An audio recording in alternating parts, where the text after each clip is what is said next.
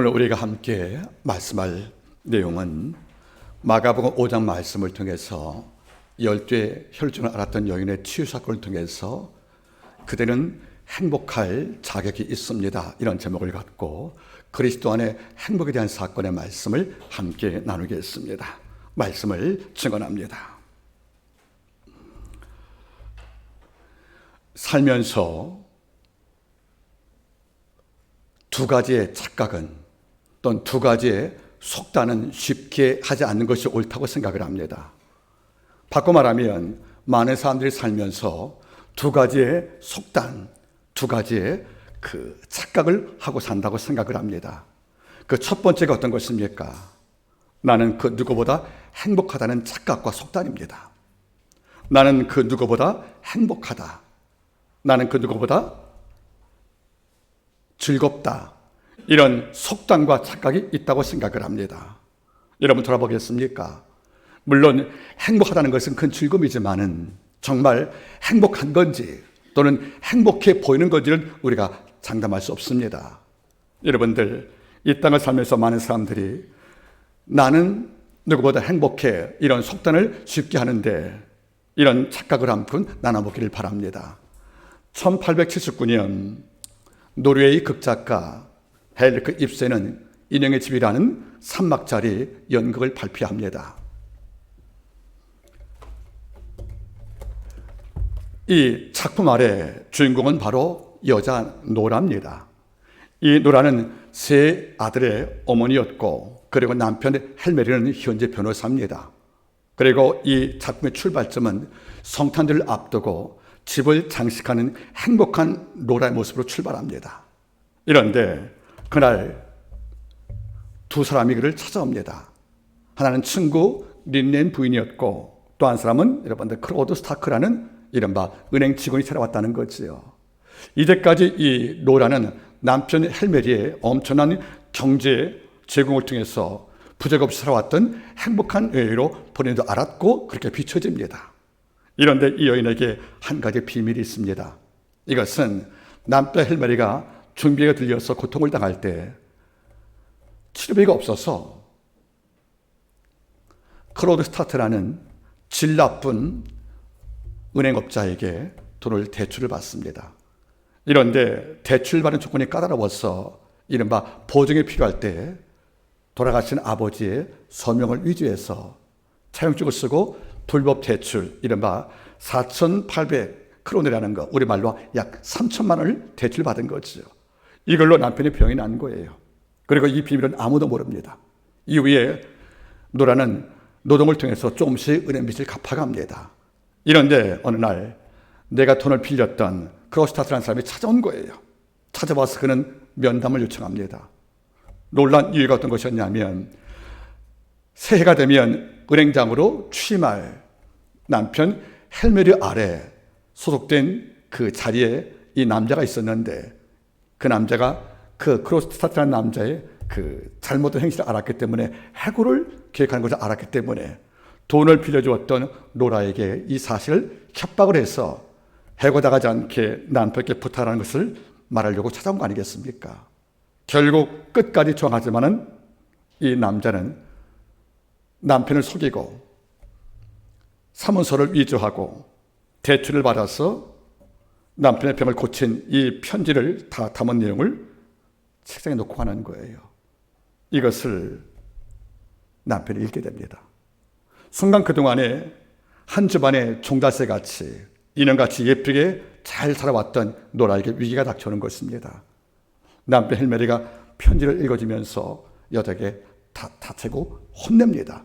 순간 사회적 명성이 추락할 만한 위기에 닥친 총재 임직을 앞두었던 이 남편 헬메리는 여자의 도움으로, 아내의 도움으로 내 병 나았다는 이것을 수치로 알았고, 또 이 사실이 또 밝혀지면 한 집안을 관리 못한 내 취약감 때문에 평판에 흠이 생길까 봐 두려워서 노라를 한참 혼을 냅니다.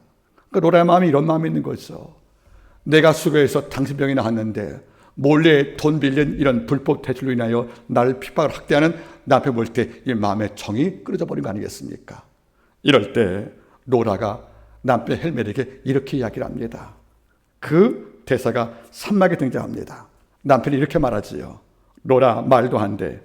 당신은 감사할 줄도 모르고 당신은 이거에서 행복하지 않았나. 이게 무슨 말이냐면 도와준 아내의 공을 잊어버리고 자기의 평판에 매료되었던 이 남자가 자기를 학대하자 로라가 말한 거죠. 나 집을 나가겠다고. 이러니까 이걸 듣고 남편이 한 말이에요. 당신은 도저히 나한테 감사할 줄 모른다. 나와 살면서 행복하지 않았더냐 물어볼 때 로라가 이렇게 말합니다. 아니요, 행복한 적은 없었습니다. 행복할 줄 알았죠. 하지만 한 번도 행복한 적이 없었어요. 그래요, 나는 행복이 아니고 단지 재미가 있었을 뿐입니다. 당신은 언제나 내게 친절했지요. 그러나 나는 당신 집에 놀이방에 자지 않았습니다. 나는 당신의 인형이었고 친정의 아버지도 나를 인형으로 불렀죠. 그리고 지금은 내 아이가 내 인형입니다. 그러니까 무슨 말입니까? 남편이 제공하는 경제적인 혜택들, 남편의 명세에 갇혀 살아왔던 로라는 내가 행복한 줄 아는 거예요. 그런데 내게 행복을 주었다 믿어왔던 남편의 본질을 알게 된 거죠. 자기 평판이 더 중요했다는 거죠. 아내 고마움보다. 결국 이걸 듣고 그는 가출을 결심합니다. 아들이 셋인데. 물론 이 작품이 평가된 이후로 많은 비판도 받았지만 그는 분명히 말하는 거예요.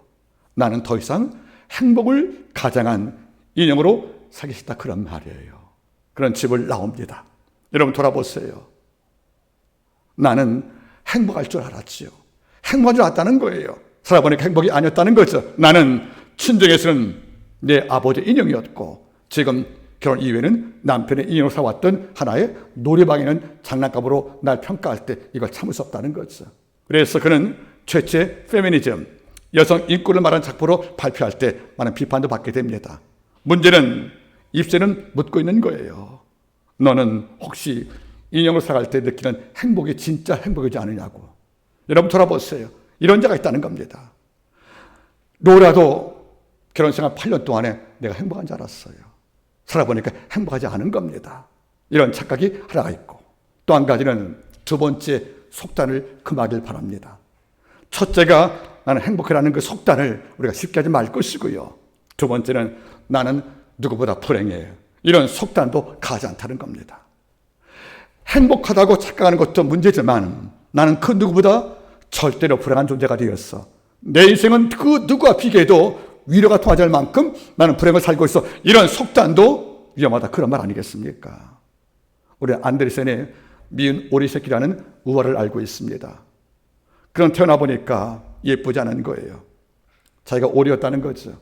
그래서 백조 곁에 가면 다 쪼하고 날 버리니까 비슷하게 생긴 자기 모습을 갖춘 오리와 어울려 삽니다. 그런 모든 자에게 미운 오리 새끼로 평가받지 않겠습니까? 그는 절망을 했고 그는 자기 인생을 학대했고 비록 오래가 되어 태어난 출생을 저주했지만은 시간이 흘러가면서 그의 모습이 바뀌어가는 거예요. 알고 보니까 아름다운 백조였다는 것이 아니겠습니까? 결국 그는 뭡니까? 자기가 살아왔던 오리 새끼라는 그 인생이 내게 전부인 줄 알았는데 알고 보니까 나는 점차 백조의 모습을 닮아가는 백조의 혈통임을 알게 되었다는 것이 아니겠습니까? 이게 있다는 겁니다. 원래 많은 사람들이 행복 도취도 모르지만은 불행 도취에 갇혀서 내가 불행하고 이런 이유 때문에 삶을 학대하고 내 인생을 저주하고 더 나아가서 하나님을 원망하는 일이 종종 발생한다, 그런 말입니다. 여러분은 어디에 속합니까? 어떤 속단, 어떤 착각이 있습니까? 나는 정말로 행복합니까? 그럼 그 이유가 어떤 것입니까? 나는 불행합니까? 그럼 그 이유가 어디 있습니까? 이 답을 할 필요가 있다는 거 아니겠습니까? 오늘 이 문제를 함께 다루기를 원합니다. 말씀의 제목은 그대는 행복할 자격이 있음을 잊지 마십시오. 이런 말씀을 통하여 오늘 내용을 함께 점검하기를 원합니다. 먼저 행복이란 말보다 우리를 들뜨게 하고 설레게 하는 단어가 없다고 생각합니다. 정말 행복, 이 말보다 듣고 싶고 또 말하고 싶고 누리고 싶은 단어가 어디 있겠습니까?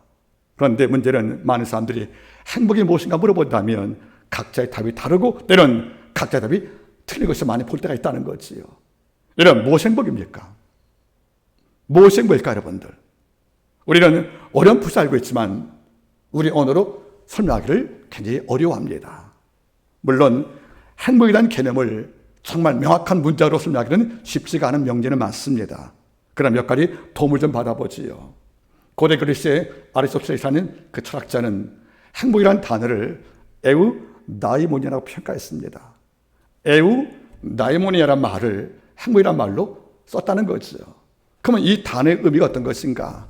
앞에 에우란 말은 영어로 good, 좋다는 말이에요. 뒤에 여러분들 다이모니아라는 말 뜻은 다이몬, 즉 신을 말합니다. 신성을. 다시 말하면 신성의 마음을 말하는 거지요. 그러면 그는 행복을 어떻게 평가했습니까? 행복이란 에우다이모니아, 바꿔 말하면 좋은 영혼을 갖는 것, 좋은 생각을 갖는 것, 좋은 삶의 품성을 갖는 것으로 평가했다는 거예요. 다시 말하면 행복이라는 것은 어떤 조건이, 즉 물질과 권력 같은 이런 조건이 충족할 때 오는 이런 결과물이 아니라 하나님과 나 사이에 좋은 상태, 그리고 창조주와 피조물 사이에 있는 좋은 감정들, 감사의 영들, 이것이 충족할 때 이것이 에우다이모니라는 말로 했다, 그런 말입니다. 여러분, 솔로몬을 바라보시기 바라겠습니까? 솔로몬은 성경 말씀 3개를 집필했습니다. 젊을 때는 아가서 말씀을 집필했습니다. 사랑의 이야기를. 그리고 중년 때는 지혜서인 잠언의 말씀을 집필했습니다. 그리고 인생 말년 노는 뒤에 써서 그것이 바로 전도서입니다. 문제는 전도서 1장 2절은 우리한테 충격을 줍니다. 헛되고 헛되며 헛되고 헛되니 모든 것이 헛되단 말이에요. 이 생을 다 살고, 즉 솔로몬은 그냥 왕이 아니에요. 여러분들, 매우 특별한 왕입니다. 바꿔 말하면 그는 지혜를 소유했던 탁월한 왕이었어요. 그리고 전도서 2장 2절 보시면은 그는 자기 시대에 길가의 은이 돌보다 많았다고 합니다. 지혜를 소유했던 왕이었고 금욕을 소유했던 왕이었고, 2장 보면은 살림에다가 여러분들 정원을 만들기도 하고 사업도 해보기도 하고 책도 집필하기도 하고, 여러분들 더 나가서 쾌락도 즐기고 하고 많은 여행과 즐거움을 누려봤다는 거죠. 바꿔 말하면 이 솔로몬은 갖고 싶은 거 다 가져본 자예요. 그리고 누리고 싶은 거 다 누린 자입니다. 더 나아가 해보고 싶은 거 다 한 자 아닙니까? 여러분, 갖고 싶은 거, 누리고 싶은 거, 해보고 싶은 거 다 한 자란 말이에요. 왕으로서 권력과 지력, 그리고 여러분들 쾌락들, 사업들, 무역들, 책을 집필들. 그래서 시바 여왕은 그 지혜를 얻기 위해서 먼 길을 찾아왔습니까? 당대의 가장 큰 왕, 거대한 왕이었던 이 솔로몬이 이런 인생을 살았다면, 즉 모든 걸 다 갖고 누리고 해봤던 이런 왕이라면 우리는 말할 거예요. 참 행복했을 것이라고. 근데 솔로몬은 인생을 정리할 때 내가 행복했단 말을 하지 않습니다. 다 들어보고 겪어보니 이 모든 것이 헛되고 헛되며 헛되고 헛되니 모든 것이 헛되다고 말하는 거예요. 헛되란 말을 5번을 사용합니다. 이 말의 히브리어가 헤벨이에요. 헤벨. 불면 날아가는 바람 같다는 거예요. 내가 잡았던 금욕도 불면 날아가는 바람 같더라. 내가 누렸던 쾌락도 불면 날아가는 이슬과 같더라. 그리고 내가 진행했던 모든 지혜와 책을 집필할 모든 능력도 돌아보니 불면 사라지는 호흡과 같더라, 이렇게 말한 것이 아니겠습니까? 이런데 우리는 지금도 말하는 거예요. 나는 권리가 없으니까 행복한 존재가 아닐 거라고. 나는 부가 능란히 못하니까 난 불행하다고. 나는 모든 자와 비교할 때 탁월한 능력과 명예와 가문이 없으니까 나는 결코 행복을 말할 자격이 없다고 단정할지 모르겠지만, 이 모든 걸 다 누려본, 즉 내가 이것이 없어 난 불행이라고 말했던 이 모든 것을 다 갖고 있었던 이런 솔로몬은 이걸 갖고 있어도 행복하다 말하지 않은 겁니다. 우리는 행복이라는 개념을 다시 해석할 필요가 있다는 겁니다. 행복은 무언가를 소유하고 얻을 때 오는 것이 아니라는 겁니다. 행복은 태도고 행복은 상태에 있다는 겁니다. 내 삶을 어떤 태도로 바라보는가, 내게 줄 불행조차 어떤 태도로 우리가 이해하고 사는가, 이런 태도와 우리의 상태가 바뀌지 않으면 우리는 결코 행복을 맛볼 수 없는 것이고 행복 근처에서 우리는 배울 수 없다는 것이 아니겠습니까?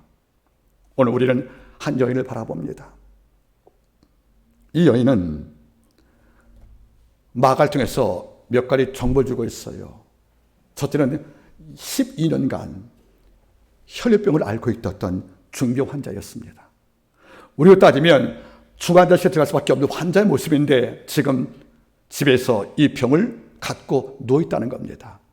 여러분, 12년간 혈병이란 말은 무슨 말이겠습니까? 하혈병을 말하는 거예요. 다시 말하면 여러분들, 출산할 수 있는 육체 기능을 잃어버린 것이 아니겠습니까? 그럼 여러분들, 대를 이을 수 있는 여인에게 미래가 있겠습니까? 또 대를 이을 수 없는 여자에게 줄 남자의 사랑이 어디 있겠습니까? 마치 헬메리가 노라에게 자기의 치부를 건든 그것 때문에 온갖 폭언으로 학대했던 것처럼 아마 성경 말씀 언급이 안 되었겠지만 그 다음 장면 보세요, 여러분들. 많은 은에게 괴로움을 받았고, 여러분, 당시에 의사를 불러 완결시키려면 부자에는 못한 거예요. 지금만큼 의료보험 제도가 되어서 증만 있으면 병원에 가서 치료받는 이런 제도가 아니라 왕래가 귀족 외에는 의사를 불러서 몸을 맡길 만한 이것이 없었기 때문에 민간 치료에 의해서, 민간 요법에 의해서 병을 고쳐왔는데 여자는 많은 의사를 만났다는 거예요. 많은 의사를 만나고 내 몸을 진찰 맡길 만큼 이 가정에 부유했다는 것이 아니겠습니까? 문제는 병에 나왔으면 큰 문제가 없어요. 효험이 없고 오히려 더 중요했다.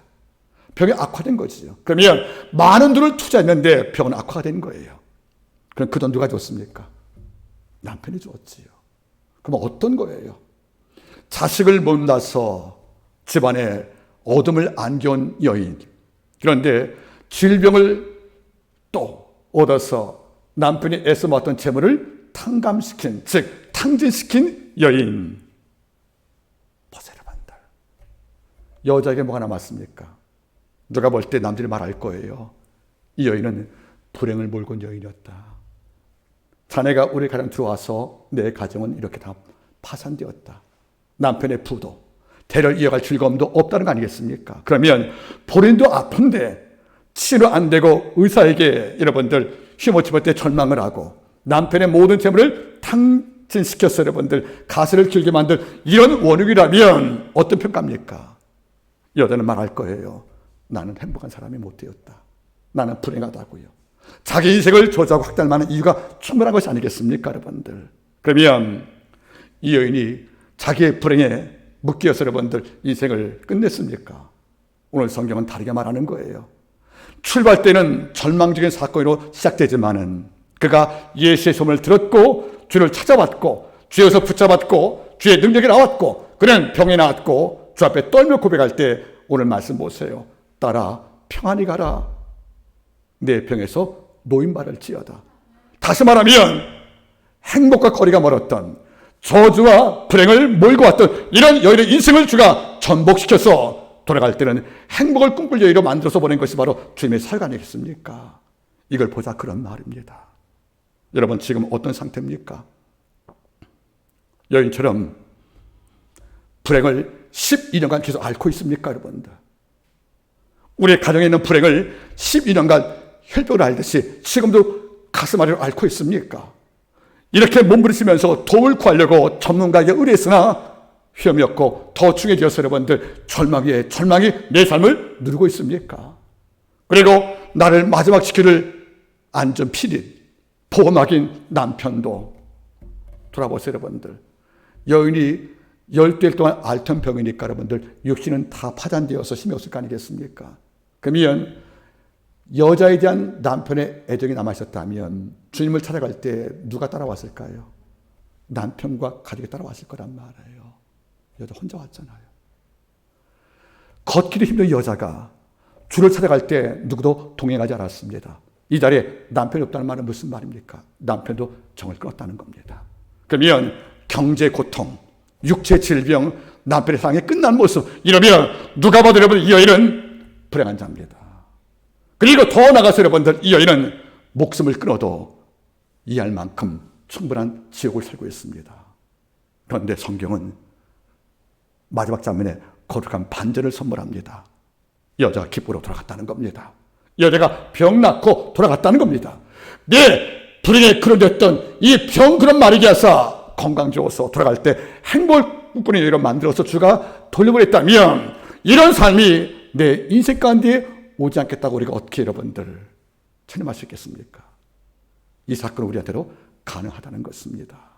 오늘 말씀을 통하여 행복을 돌려준 여인, 즉 행복할 자격이 있다고 믿었던 그 여인에게 행복을 돌려주고 모든 걸 되찾게 해준 주님의 사역을 보시면서 우리의 불행과 아픔에서 여러분께서 갈 길을 찾기를 먼저 바라겠습니다. 먼저 첫 번째 얻는 교훈이 있습니다. 그리스도인들은 스스로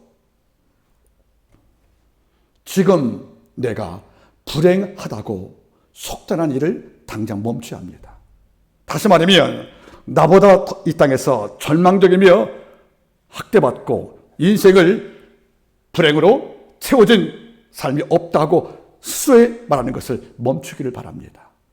바꿔 말하면 여러분들 꿈이라도 장난삼아 하더라도 내 인생은 끝났다고, 내 인생은 틀렸다고, 그리고 나는 불행하다는 말을 스스로에게 하지 않기를 바랍니다.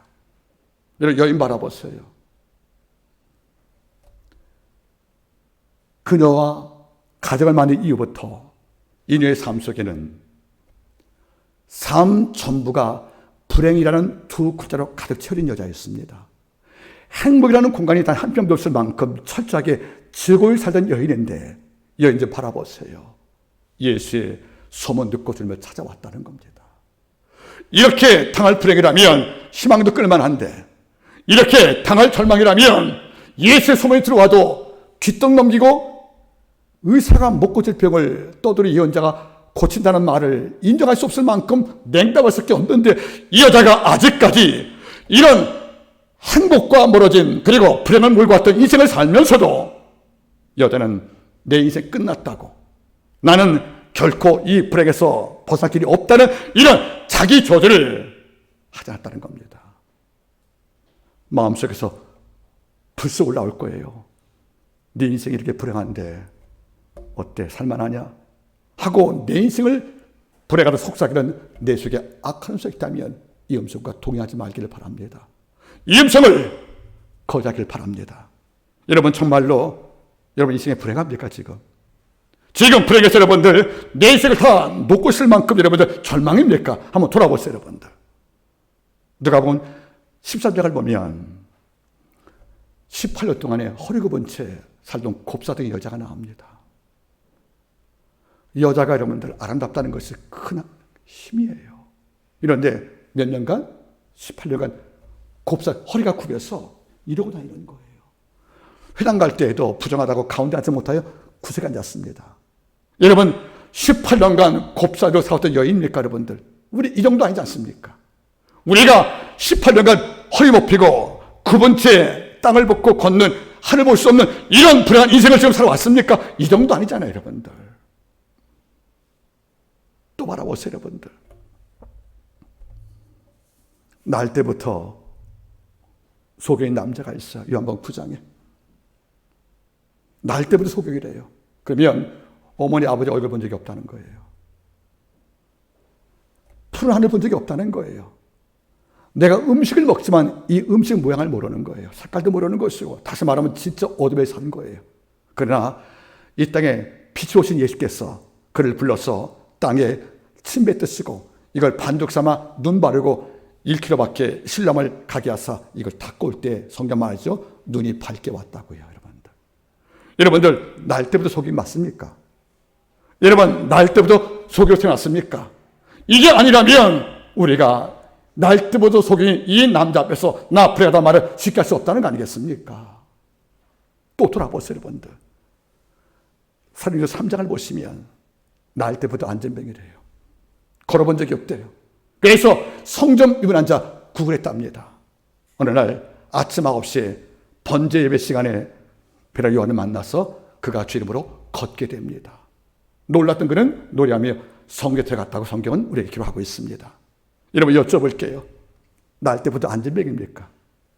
여러분 자전거 타보셨잖아요. 전철 네 발로 걸어봤잖아요. 여러분들 달리기 해봤지 않습니까? 우리가 아침 산책해봤지 않습니까? 우리가 적어도 이 정도라면 날 때부터 안전병 여자 그 남자 앞에서 우리가 나 불행하다는 말을 쉽게 할 수 있겠습니까? 여러분들 이것만이 아닐 겁니다. 여러분들 요한복음 5장은 38년간 들것 누워서 연막을 바라봤던 남자가 등장을 합니다. 몇 년? 38년. 그 당시 유대인 나이가 평균 수명 여러분들 42인데 이 세계 거의를 다 누워서 보낸 거예요. 여러분들 무리동할 때 병 나은다는 종교 전설이 있지만은 여러분들 누워있는 그자보다 다른 자가 먼저 갑니다. 왜? 중병이니까 기동성이 없다는 거예요. 여러분 38년간 누군가 부축해서 들거 실어서 연못가에 옮겨지 않으면 살 수 없는 만큼 이런 인생을 산 거 아니지 않습니까? 여러분 또 보시죠. 여러분들 누가복음 5장을 보면 온몸이 문드병자가 등장합니다. 문드병도 두려운데 어떻게 온몸이래요? 여러분 온몸이 문드병이 되어서 말에 추방당해 봤습니까? 고름이 썩고 썩은 냄새가 나서 여러분들 모든 자가 날 기피하는 이런 대상이 되어봤습니까? 이 정도 하지 않습니까? 그러면 여러분 돌아보세요. 여러분들 성경 말씀에서 우리가 지금 말할 때 나는 불행해, 난 행복과 거리가 멀어 하고 내 인생을 학대할지 모르겠지만 적어도 성경 바라볼 때 내 고통은 고통도 아닌 겁니다.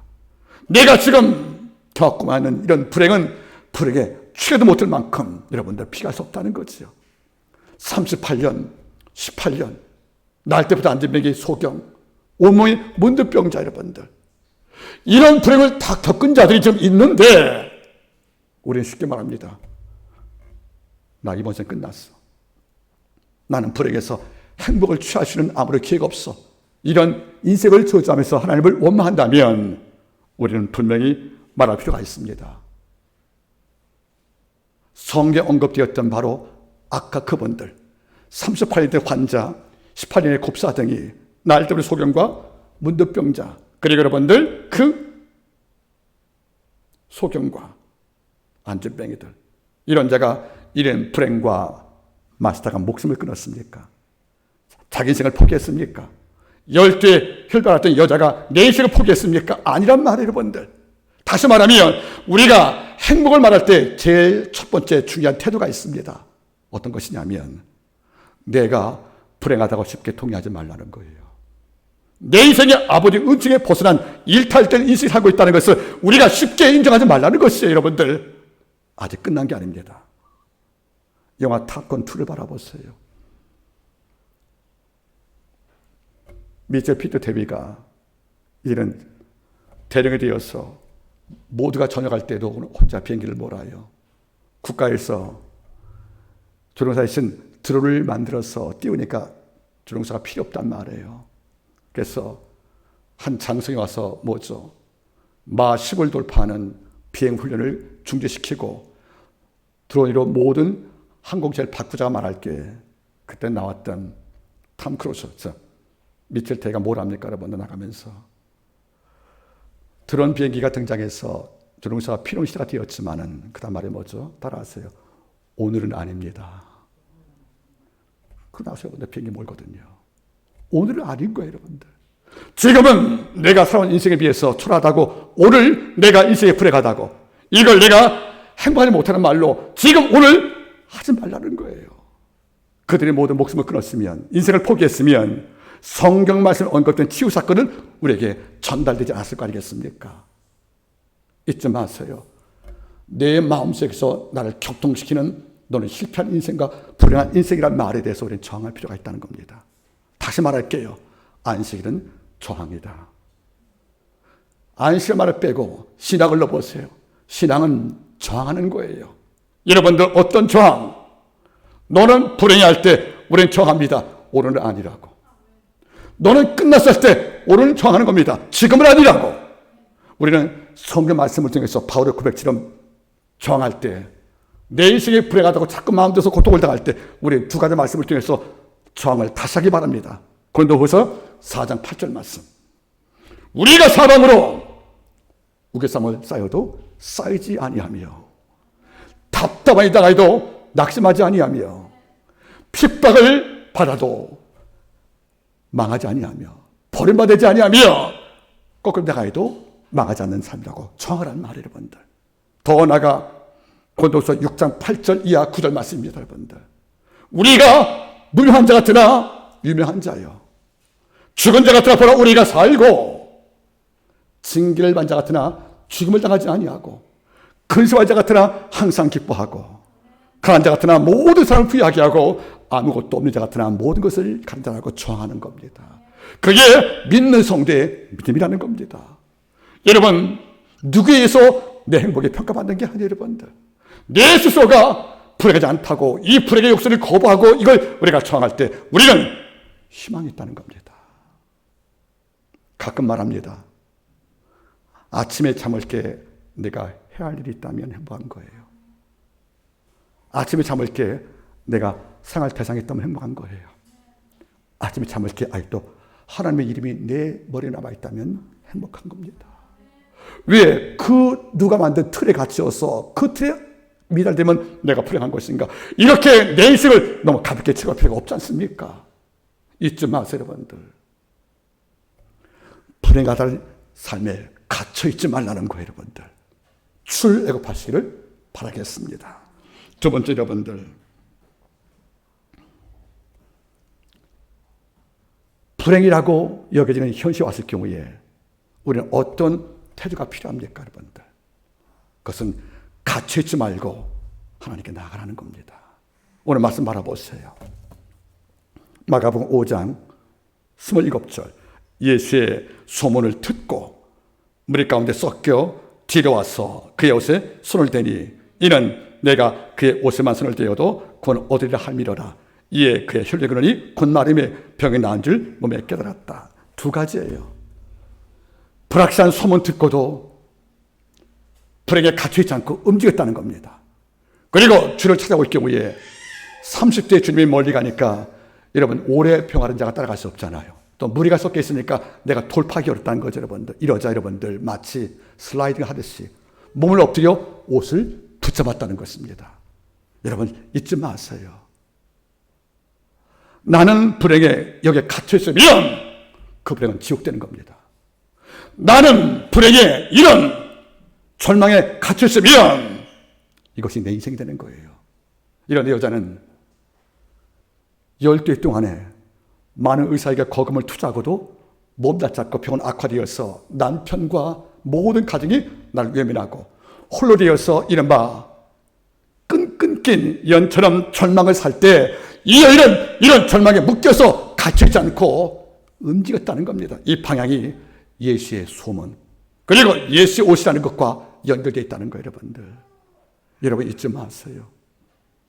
가끔 전 말하지요. 힘들고 곤고하고 어렵고 일이 안 풀 경우에 침대에 오래 누워있지 마세요. 거기가 죽는 자리입니다. 힘들고 어려우면 절망이 똘똘 뭉쳐있고 절망이 겹게 쌓이는 그런 침대에 누워서 여러분들 그런 불행 속에 갇혀있지 말고 창문 열고 문 밖으로 나오십시오. 우리의 발걸음이 교회를 향하든 골방을 향하든 말씀을 펴든 우리는 거룩한 성령을 체험한 성도를 만나든 영적 행위가 있기를 바랍니다. 이것이 안 되면 우리는 평생 살지 못합니다. 여러분, 돌아보세요.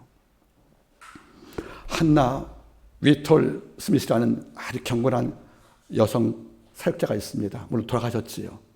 이번에 글 가운데 이런 글이 있습니다. 오늘날 당신이 강연을 하고 있는데 어떤 청중이 물어봤다는 거예요. 한나 선생님의 이야기를 들어보니까 선생님도 인생에 굴곡이 많았고 불행이 많았다는데 이 불행을 어떻게 해결했습니까? 하고 질문했다는 거지요. 좋은 질문이었을 거예요. 많은 불행을 겪었는데 어떻게 이 불행을 이겼습니까? 물어볼 때 한나 위톨 스미스가 이렇게 말했답니다. 나는 한 가지밖에 안 했고 하나님도 한 가지밖에 안 하셨다. 그게 뭡니까? 물어보니까 내가 한 가지는 그저 도망칠 것밖에 없었다. 그런데 주님은 한 가지 하셨다. 끝까지 쫓아와 날 붙잡아 서주시더라. 이거예요, 여러분들. 우리가 불행을 당하면 도망쳤다는 거죠. 체념했다는 거죠. 그리고 절망했다는 거죠. 그도 말하는 거예요. 나는 어려움 당할 때 한 것이 한 가지밖에 없대요. 도망치는 거. 그리고 체념하는 것도. 이런데 주님도 한 가지겠다는 거예요. 어떤 일? 끝까지 날 따라오셔서 날 붙잡으시고 날 바로 세우시자는 거 아니겠습니까? 이걸 믿었기 때문에 내가 은혜로 샀다는 말을 고백합니다. 여러분, 성경 말씀에 소문이 많지 않습니까?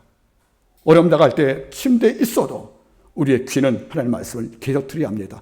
이 말씀이 소문 역할되어서 우리 안에 희망을 줄 것이고 내 속에 구축된 절망의 속을 파괴할 것이고 내 안에 진지같이 견고했던 요새같이 탁월했던 이런 불이라는 그 의식을 다 파괴하는 아버지의 장검되지 않겠습니까?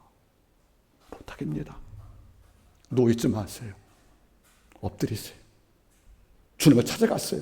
그리고 그의 옷을 붙잡아서 능력을 서리하세요. 여러분들. 흠치한 말이에요. 여러분들.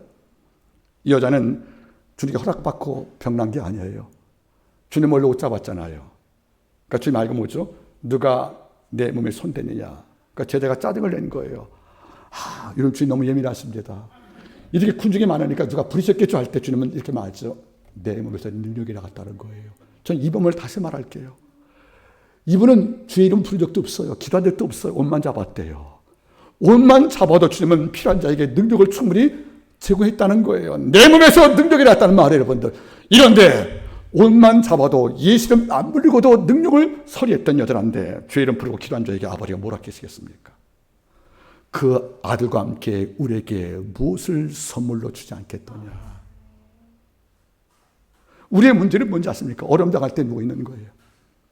어려움 당할 때 내가 만든 지옥인 불행에 갇혀 있는 거예요, 여러분들. 그리고 세상같이 새처럼 나오지 않는 거예요, 여러분들. 소문 듣고 움직여야 합니다.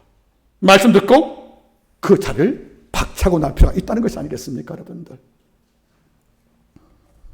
악한 마귀는 설득력의 대가예요. 주님한테 보세요, 여러분들. 야, 이 돌떡으로 만들면 너 십자가 달릴 필요 없어. 가난에 빠진 백성들이 떡 준다는데 네 편 안 되겠냐? 높은 데 뛰어내려봐. 그러면 메시아라는 걸 증명되지 않느냐? 그 왜 십자가를 달어? 너 내게 절 한 번만 딱 해라. 내가 만국 다 줄게. 여러분 얼마나 여러분들 설득력이 있습니까? 이런 논리를 주는 다 거부했다는 겁니다. 여러분 잊지 마세요. 여러분이 난 불행해하고 침대에 누워있고 또 절망이라는 지옥에 갇혀서 거기 안주하여 누워있을 경우에 마귀는 말하는 거예요. 네가 그동안 기도 안 했냐? 하나님이 창조자인데 네 고통을 모르고 있는데 너 어떻게 생각하느냐? 이런 온갖 교설과 사설로 우리를 선동할 때 우리는 분명히 말하지요. 나는 성경 말씀에 기록된 모든 주의 기적과 일하심과 그의 긍휼과 자비와 권능을 내가 계속 말씀을 통하여 들으면서 이걸로 내 영을 삼을 때 그는 이길 수가 있다는 겁니다. 제 옷에 손대고 잡으세요. 한숨을 쉴 만한 힘이 있으면 그 힘으로 기도하세요.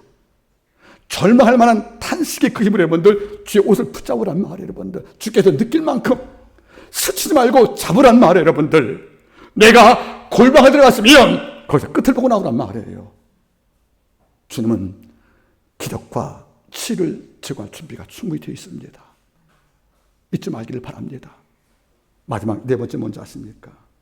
주님은 우리의 불행을 행복으로 바꾸실 전능자이십니다. 시편 30편 내 슬픔 변하여 춤이 되게 하시고 내 베옷 벗기시어 기쁨을 뛸 줄 바라고 만군의 여호와입니다. 우리 하나님은 어둠 가운데 빛을 창조했고 절망 가운데 소망을 이끈 자입니다. 여러분들 이런 까닭에 우리는 어떤 결심을 합니까? 여러분들 그런 주님을 끝까지 신뢰하라는 겁니다. 그런 주님이 내 문 밖에서 문 두드릴 경우에 열고 그분을 끌어안고 내 인생의 개발도 하나님께 기회를 드리라 그런 말이에요. 여러분들 불행하다고 왜 행복은 내게 관계없냐고 여러분들 수없이 한탄 만번 첨언하는 것이 내 인생을 바꿀 수가 없다는 거 아니겠습니까? 한 번이라도 주님을 깨끗이 모셔보란 말입니다. 오늘 보세요. 누가 내 몸에 손대었느냐? 내 몸에서 능력이 나갔다. 주가 허락하지 않았지만 능력은 나갔다는 거예요. 왜? 누군가 필요하니까. 영화 일 포스티노 영화를 보시되 대사가 나오지 않습니까? 마리오라는 그 우체부가 좋아하는 여자가 생겼어요. 자기 마을에 그런데 여러분들 칠레 군부 독재를 피해서 망명으로 왔던 파블로 네루다는 시인이 온 거예요. 그래서 그 여인에게 사랑을 얻기 위해서 시를 배웁니다. 그런데 실력이 안 돼서 사랑을 얻지 못하니까 파블로 네루다의 시집을 갖고서 읽어주는 거예요. 이걸로 마음을 얻습니다. 이걸 시인이 알고 나중에 말해요. 너 내 시 왜 도용이냐고 그럴 때 마리오가 어떻게 말합니까? 시인에게. 시는 시인의 것이 아니고 그 시를 필요한 자의 것입니다. 주의 능력은 그 능력을 필요한 자에게 충분히 제공된다는 뜻이에요, 여러분들. 정말 주의 옷 잡았습니까, 여러분들? 주의 소문 듣고 지침을 끌고 와서 기어갈 정도 어렵지만 옷 잡아서 여러분들 주의 발걸음 멈추게 만나는 거예요, 여러분들. 이런 자에게 아버지가 그냥 돌볼 적이 없다는 겁니다. 주는 말씀하십니다. 여자여, 네 믿음이 너를 병에서 구원했다. 여자여, 평안히 가라. 내 병이 내 몸에서 노임 많은 것을 선포한다는 거죠. 말씀 읽어보겠습니까? 결론입니다. 우리 같이 읽어보겠습니까? 5장 34절 시작. 예수께서 가사대 따라 내 믿음이 너를 구원하였으니 평안히 가라. 내 병에서 놓여 건강할지어다. 여러분 잘 보세요. 평안히 가래요. 두려움과 불안과 절망으로 한 여자에게 평안히 가라는 약속을 줬다는 거죠. 왜? 평안한 이유가 생겼다는 거죠. 그 병에 그런 말라 병에서 노임이 해방되었다는 겁니다. 병에서 해방되니 그는 더 이상은 집안의 물질 탕진시킬 이유도 없는 것이고 남편에게 외면받을 이유도 없는 것이고 더 이상 많은 의를 찾을 이유가 없다는 거죠. 이제 여자 이상은 일상으로 들어왔고 정상되었고 어쩌면 더 이상 불행을 맛보지 않고 행복을 향한 준비가 되어 있는 것이 아니겠습니까? 신명기 34장 33장 29절 말씀에 모세가 임종 직전에 예언합니다. 신명기 34장 29절 말씀에 이렇게 시작하죠, 여러분들. 이스라엘아, 너는 행복자라다. 여호와의 구원을 이같이 얻은 백성이 누구냐? 여호와는 내를 돕는 방패요 내 영광의 칼일 것이다. 내 대적의 머리를 네가 밟을 것이며 내 대적이 너에게 복수할 거라 말씀해 줬다는 거죠. 모세는 말하는 거예요. 우리가 행복자랍니다. 그이가 뭐죠? 너희같이 여호와의 구원을 얻은 백성이 어디 있느냐? 우리같이 기도할 특권을, 성령 특권을, 말씀을 통한 하나님 알아가는 특권, 그리고 육의 구원과 영광을 받은 특권을 받은 백성이 이 땅에 어디 있겠습니까? 지금 여러분밖에 없다는 겁니다. 이유로 그분은 뭡니까? 너를 돕는 방패요, 너를 돕는 영광, 크게 말씀하십니다. 그 결과 내 대적이 너에게 복종할 것이며 내가 원수의 머리를 밟겠다고 성경에서 약속을 주었다는 겁니다. 말씀을 제가 맺기를 원합니다.